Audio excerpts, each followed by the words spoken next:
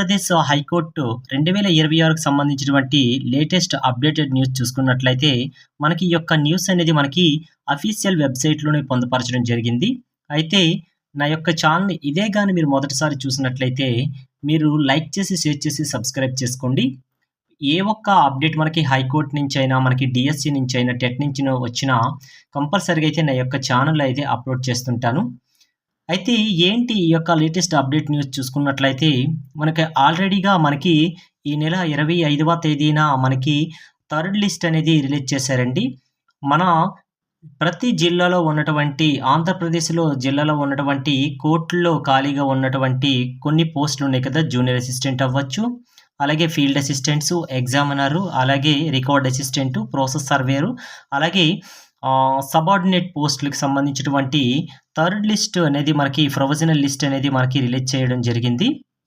ఈ యొక్క నోటిఫికేషన్ ఎప్పుడు రిలీజ్ అయిందంటే మనకి 2025 మే 6వ తేదీన దీనికి సంబంధించిన నోటిఫికేషన్ రిలీజ్ అయింది. దీనికి సంబంధించినటువంటి ఎగ్జామ్స్ అనేది మనకి 2025 ఆగస్టు 20వ తేదీ నుంచి 24వ తేదీ వరకైతే కండక్ట్ చేయడం జరిగింది మనకి. అయితే దీనికి సంబంధించినటువంటి రెస్పాన్స్ షీట్స్ అలాగే కీ అనేది మనకి 9 నెల 1వ తేదీన 2025 ఇది కూడా రిలీజ్ అవ్వడం జరిగింది. ఆల్రెడీ ఫస్ట్ అలాగే సెకండ్ లిస్ట్‌లు ఆల్రెడీ రిలీజ్ అవ్వడం జరిగింది. దాంతో పాటు ఆ రిక్రూట్‌మెంట్ ప్రాసెస్ కూడా జరుగుతుంది. రిమైనింగ్‌గా ఉన్నటువంటి కొందరిని థర్డ్ లిస్ట్‌లో కూడా సెలెక్ట్ చేయడం జరిగింది. వీళ్ళకి సంబంధించినటువంటి డాక్యుమెంట్ వెరిఫికేషన్ డేట్స్ అనేది మనకి అఫీషియల్ వెబ్‌సైట్‌లోనైతే ఇవ్వడం జరిగింది. థర్డ్ లిస్ట్ ప్రొవిజనల్లీ రిలీజ్డ్ చూసుకున్నట్లయితే చెప్పాను కదా ఆల్రెడీ మనకి జూన్ 25, 2026న రిలీజ్ చేశారు. ఏ జిల్లాల నుంచి ఏ కేటగిరీ వాళ్ళు సెలెక్ట్ అయ్యారనే విషయం మనకి టోటల్‌గా ఇన్ఫర్మేషన్ అనేది మనకి అఫీషియల్ వెబ్‌సైట్‌లోనే ఆంధ్రప్రదేశ్ హైకోర్టుకు సంబంధించిన అమరావతి అఫీషియల్ వెబ్‌సైట్‌లోనే ఈ యొక్క ఇన్ఫర్మేషన్ టోటల్‌గా ఉందండి. ఇది నేను చెప్పడమే కాదు, అఫీషియల్‌గా కూడాను మనకి మీరు చెక్ చేసేసుకోవచ్చు ఎవరికైనా డౌట్ ఉన్నట్లయితే. ప్రొవిజనల్లీ దీనికి సంబంధించిన డాక్యుమెంట్ వెరిఫికేషన్ ప్రాసెస్ జరుగుతుందని చెప్పారు కదా! Principal district judges court document verification schedule అనేది మనకి రిలీజ్ చేశారు. దేనికి సంబంధించినవంటే జూనియర్ అసిస్టెంటు, ఫీల్డ్ అసిస్టెంటు, అలాగే మనకి ఎగ్జామినరు, అలాగే రికార్డ్ అసిస్టెంటు, అలాగే మనకి ప్రాసెస్ సర్వరు, ఆఫీస్ సబార్డినేట్‌కి సంబంధించినటువంటి డాక్యుమెంట్ వెరిఫికేషన్ డేట్స్ అనేది మనకి క్లియర్‌గా ఇచ్చారండి. ఎప్పటినుంచి అంటే మనకి జూలై అంటే నెక్స్ట్ మంత్ నుంచి మనకి 3వ తేదీ నుంచి 2026 స్టార్ట్ అయ్యి 14వ తేదీ వరకు జూలైలో మనకు ఈ యొక్క ప్రాసెస్ అనేది మనకి కంప్లీట్ చేయడం జరుగుతుంది. అంటే 3వ తేదీ నుంచి 14వ తేదీ వరకు సుమారు మనకి 11 రోజులు, 12 రోజుల వరకైతే దీనికి సంబంధించిన డాక్యుమెంట్ వెరిఫికేషన్ అనేది జరుగుతుంది. చాలామందైతే వివిధ జిల్లాల్లో సెలెక్ట్ అవ్వడం జరిగిందండి. మోర్ దెన్ 1 డిస్ట్రిక్ట్‌లో జరగడం జరిగింది. దానికి మీరు నియరెస్ట్‌గా మీకు ఏది కన్వీనియంట్‌గా ఏ డిస్ట్రిక్ట్ ఉంటదో ఆ డిస్ట్రిక్ట్‌ని సెలెక్ట్ చేసుకోండి అని కూడా మనకి చెప్పడం జరుగుతుంది. అయితే కొన్ని ఇన్‌స్ట్రక్షన్స్ అయితే ఇవ్వడం జరిగింది. ఆ ఇన్‌స్ట్రక్షన్స్ ఏంటని చూసుకున్నట్లయితే provisionally selected in more than 1 district ఒకటి కంటే ఎక్కువ జిల్లాల్లో కొందరు అభ్యర్థులు సెలెక్ట్ అవుతారు కదా! వాళ్ళు కంపల్సరీగా అయితే ఏదో ఒక డిస్ట్రిక్ట్‌ని అప్రోచ్ అవ్వండి. ఫర్ ఎగ్జాంపుల్ మీరు శ్రీకాకుళం, విజయనగరం, విశాఖపట్నంకి సెలెక్ట్ అయినట్లయితే మీకు ఏ యొక్క డిస్ట్రిక్ట్ అనేది కన్వీనియంట్‌గా ఉంటదో ఆ డిస్ట్రిక్ట్ కోర్ట్ దగ్గరికి వెళ్ళండి. ప్రిన్సిపల్ డిస్ట్రిక్ట్ జడ్జెస్ కోర్ట్ అంటే ఆ డిస్ట్రిక్ట్ కోర్ట్స్‌కి వెళ్ళేసి మీకు సంబంధించిన డాక్యుమెంట్ వెరిఫికేషన్ ప్రాసెస్ అనేది కంప్లీట్ చేసుకోండి అనేసి మనకు చెప్పడం జరిగింది. దీనికి సంబంధించింది మనకి ఫార్మ్ 1 అనేది మీరు తీసుకొని దీన్ని ఫిల్ చేసేసుకోవాలి. ఎప్పుడు డాక్యుమెంట్ వెరిఫికేషన్‌కి వెళ్ళేటప్పుడు. ఎప్పటినుంచి స్టార్ట్ అవుతుందంటే జూలై 3 నుంచి జూలై 14 తేదీ లోపల మీరు కంపల్సరీగా అయితే మీరు ఏ జిల్లాకి సెలెక్ట్ అయ్యారో అంటే మోర్ దెన్ 1 డిస్ట్రిక్ట్ సెలెక్ట్ అయ్యారో మీకు నచ్చిన డిస్ట్రిక్ట్‌కి వెళ్ళేసి మీరు అక్కడ డాక్యుమెంట్ వెరిఫికేషన్ చేసేసుకోవాలి. నెక్స్ట్ కూడాను ఇందులో ఎవరు బలవంతము లేదని కూడాను రెండో ఫార్మ్‌లో కూడా ఒకటిచ్చారండి. Voluntarily opted the post in the particular district అంటే మీరు ఇష్ట ప్రకారంగానే ఆ డిస్ట్రిక్ట్‌ని ఎంచుకున్నారు అనేసని మీరు ఫార్మ్ 2 అనేది మీరు తీసుకోమని డాక్యుమెంట్ వెరిఫికేషన్‌లో ఇది కూడా మీరు సబ్మిట్ చేయాలి.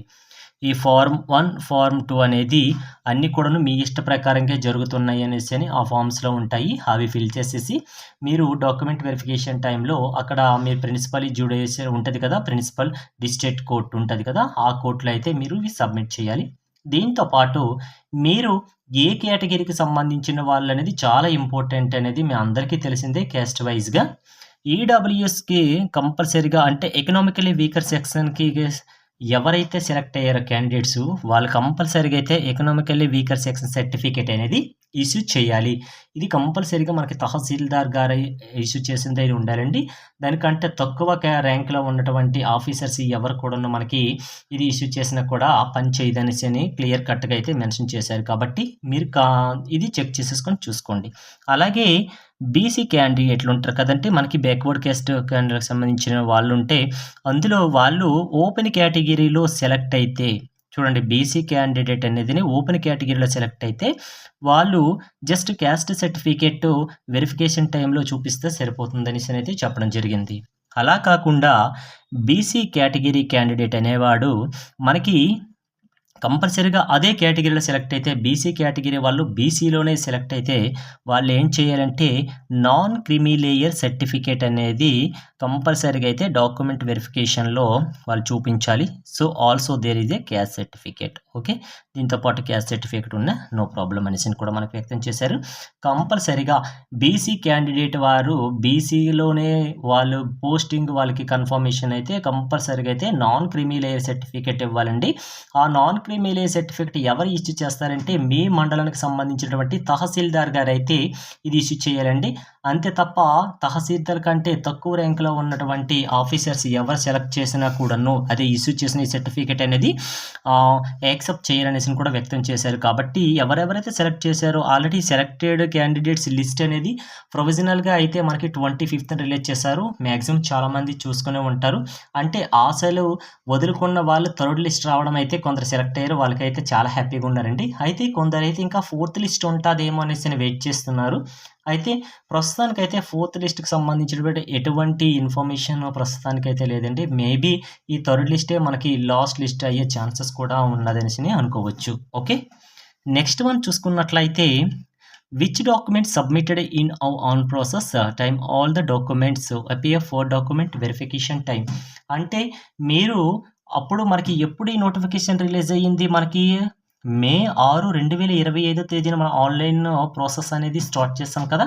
ఆ ఆన్‌లైన్ ప్రాసెస్ టైమ్‌లో మీరు ఏ పోస్ట్‌కి అప్లై చేశారు అనేది మీరు జూనియర్ అసిస్టెంట్‌కి చేశారా? లేకపోతే ఫీల్డ్ అసిస్టెంట్‌కి చేశారా? ఎగ్జామినర్‌కి చేశారా? లేకపోతే ప్రాసెస్ సర్వర్‌కి చేశారా? లేకపోతే ఆఫీస్ సబార్డినేట్‌కి చేశారా? రికార్డ్ అసిస్టెంట్‌కి చేశారా? అనే విషయం చూసుకున్నట్లయితే అప్పుడు అవి అప్లై చేయడానికి ఆ పోస్ట్‌లకి కొన్ని డాక్యుమెంట్స్ అనేది మీరు అప్‌లోడ్ చేసే ఉంటారు కదా! అటువంటి సమయంలో అంటే ఆన్‌లైన్ ప్రాసెస్ టైమ్‌లో మీరు ఎటువంటి డాక్యుమెంట్స్ అయితే సబ్మిట్ చేశారో ఆ డాక్యుమెంట్స్ అన్నీ కూడాను డాక్యుమెంట్ వెరిఫికేషన్ టైమ్‌లో అయితే మీరు చూపించాలనేసి మనకి క్లియర్ కట్‌గా చెప్పడం జరిగింది. కాబట్టి ప్రతి ఒక్కరు కూడాను ఆ డాక్యుమెంట్స్ ఏవైనా న్యూగున్నా నో ప్రాబ్లమ్ అండి. క్యాస్ట్ సర్టిఫికేట్ మాత్రం పక్కాగా మాత్రం చూసుకోండి.